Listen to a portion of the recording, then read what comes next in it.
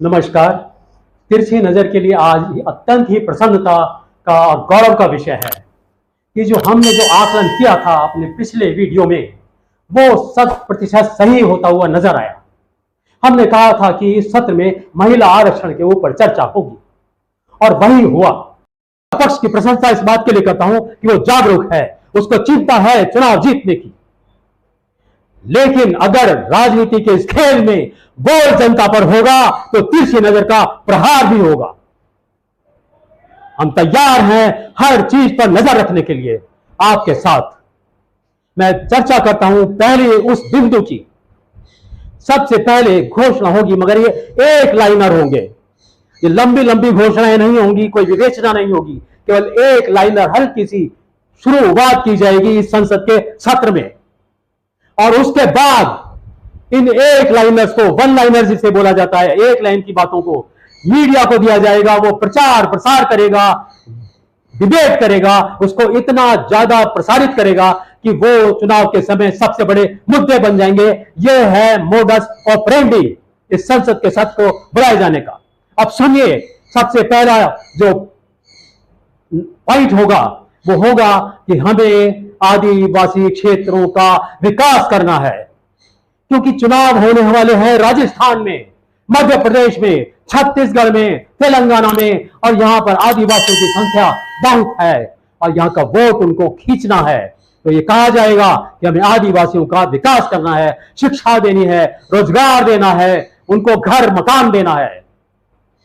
लेकिन इस सबको देने के पीछे तथ्य यह होगा कि वहां पर उद्योगों का प्रसार करना है, जो कि आदिवासी अभी तक नहीं होने देना चाहते हैं।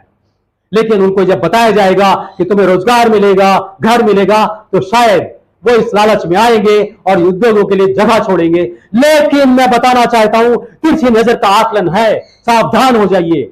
ये विकास होगा या दोहन होगा उस संपदा का। सबसे पहला मेरा प्रहार यह है। दूसरी बात मैं आपके सामने बताना चाहता हूं, यह कहा जाएगा देश का युवा रोजगार मांग रहा है। कितना भी कहे सत्ता पक्ष कि हमने रोजगार दिया है, हमने ये धन दिया है, हमने वो ऋण दिया है, ये किया है, लाखों करोड़ों रोज को अपरोक्ष रूप से रोजगार मिल गया है, मगर ऐसा नहीं हुआ है। वो जितने भी ऋण दिए गए थे सब ठप हुए पड़े हैं, बंद बस्तों में पड़े हैं, बैंकों का एनपीए बढ़ता जा रहा है।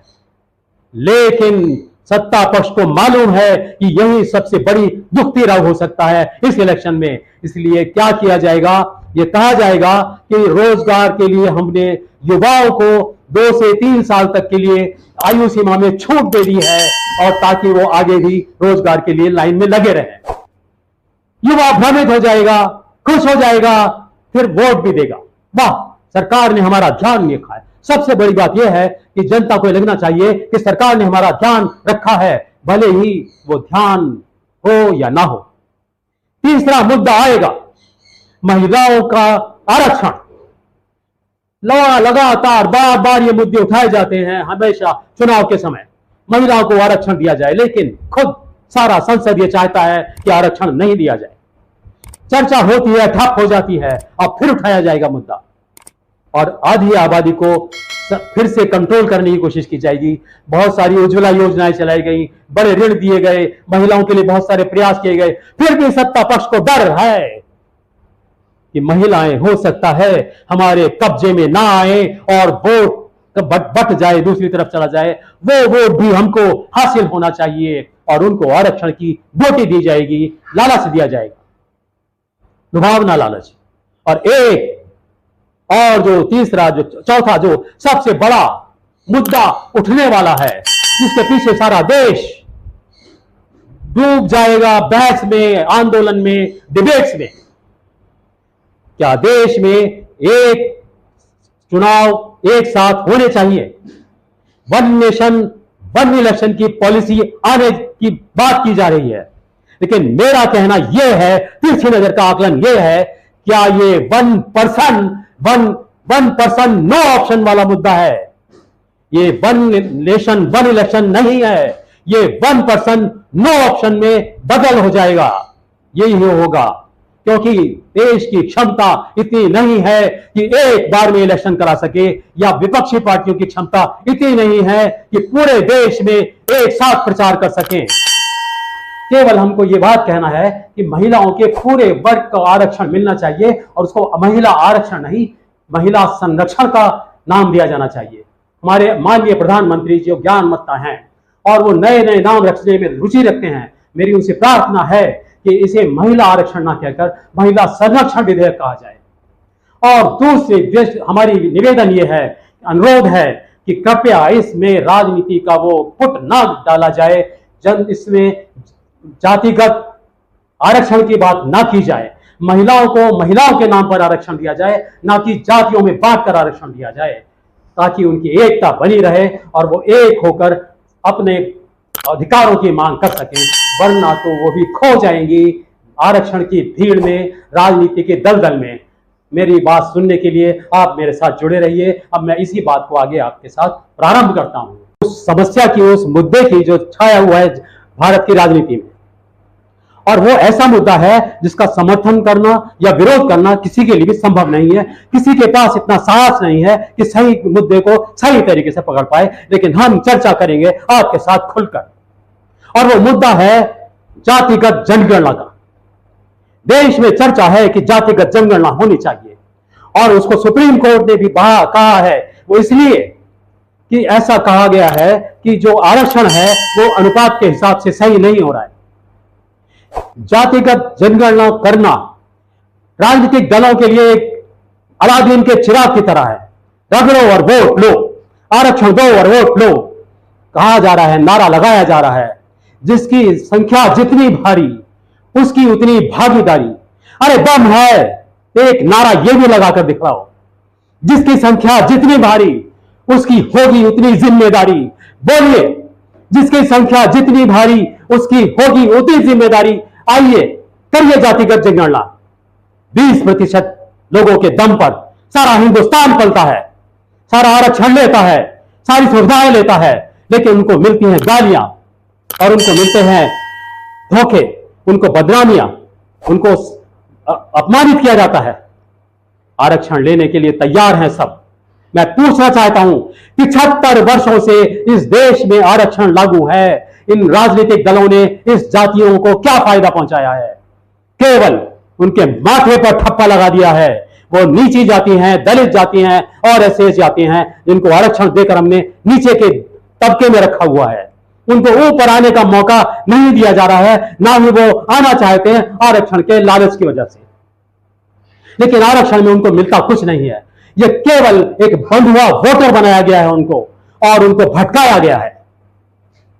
हम पूछना चाहते हैं कि आरक्षण से इस देश को और इस देश की इन जातियों को जो होने वाला लाभ है वो कहां जा रहा है? मैं कहना चाहता हूं, जो लुटेरे वही नहीं होते जो तमंचा लेकर सड़क पर घूमते हैं, वो भी होते हैं जो जातिगत जनगणना की मांग करते हैं और लूटते हैं जनता को, भोली भाली जनता को बेवकूफ बनाते हैं, वोट लूटते हैं उनका। मैं पूछना चाहता हूं, वो देश जिसमें 30 करोड़ से ज्यादा लोगों के पास वाहन है, जहां 100 करोड़ से जो लोग ज्यादा लोग इंटरनेट चलाते हैं, जहां एक और सवाल मैं आपके सामने खड़ा करना चाहता हूं, गणना की दृष्टि से आप सुनिए। अभी सरकार ने जोर शोर से बताया है, उन्होंने 10 करोड़ शौचालय बनाकर दिए हैं। मानता हूं मैं, 10 करोड़ शौचालय तो उन्हीं को बनाए गए होंगे जिनके पास घर होंगे लेकिन शौचालय नहीं होंगे। यानी कि उस अवस्था के लोग जिनके पास घर था लेकिन शौचालय बनाने की स्थिति नहीं थी, वही लोग जिनको की मदद मिलनी चाहिए उनको। और उसके अलावा 12 करोड़ लोगों को उन्होंने घर भी बनाकर दिए हैं। तो ये 20, 22, 24 करोड़ लोगों को तो घर मिले हैं, उनके पास अपने घर हैं। और देश में कम नहीं ज्यादा नहीं तो 30 करोड़ लोगों के पास अपने घर पहले से होंगे। अगर 50 करोड़ लोगों के पास इस आज समय घर है, अपना घर है, 1 कमरे का, 2 कमरे का, 4 कमरे का, और एक घर में 3 लोगों की भी हमने माना कि जनसंख्या है, तो कम से कम 150 करोड़ लोग आराम से घरों में रह रहे हैं। और देश की जनसंख्या जब माना जाता है 142 करोड़ है, तो कौन से वो लोग हैं जिनको आप आरक्षण देना चाहते हैं? और एक बात और याद दिला दूं, इस देश में 85 करोड़ लोगों को खाना मुफ्त खिलाया जाता है, मुफ्त राशन मिलता है, राशन मिल रहा है, घर मिल रहा है, तो किसको चाहिए आरक्षण? क्यों? ये ज्वलंत सवाल है, ज्वलंत मुद्दा है। जवाब दीजिए, सरकार को जवाब देना होगा, जनता को ढूंढ कर लाना होगा। किसके लिए आरक्षण मांगा जा रहा है? किसके लिए जनता को भटकाया जा रहा है? किसके लिए आग लगाई जा रही है? और भी बहुत मुद्दे हैं जनता को आगे लाने के लिए, जनता को आराम देने के लिए, जनता को लाभ पहुंचाने के लिए। उनकी चर्चा नहीं की जाती। सिंपल सा फार्मूला है, एक वोट डाल दो आरक्षण की और वोट ले लो, राज करो। राज करने के लिए त्याग चाहिए, बलिदान चाहिए। आज के नेताओं में वो नहीं है, केवल लूट खसोट की प्रवृत्ति है। भ्रष्टाचार केवल नोटों का, पैसों का नहीं होता है, भ्रष्टाचार वो भी होता है जो कि जनता के साथ इस तरह किया जाता है। मैं अभी इसी मुद्दे को अगले अंक में फिर चर्चा करूंगा आपके साथ। कृपया आप इस चैनल को सब्सक्राइब करिए, हमारे साथ बने रहिए। तब तक के लिए नमस्कार।